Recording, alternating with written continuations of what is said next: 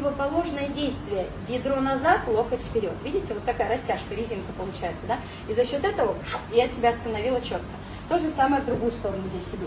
Вот этим начинаю и в конце, да, делаю остановку. Это противоход бедра и руки. То есть вверх повернулся, чик, я немножко так на бедро, вот сюда, заканчиваю, опускаюсь.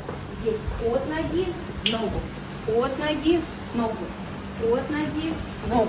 Да, то есть, бум, вот она вот туда, к бедро, немножко глушу себя в пол, как используется. То есть есть виды поворотов, где можно, знаете как, с высотой немножко играться и делать выбор, как вам удобно. Да? Например, там есть повороты, когда я могу вокруг одной ноги вращаться, я могу вращаться наверху, внизу заканчивать, да? Или наоборот, поворачиваться внизу и наверху заканчивать.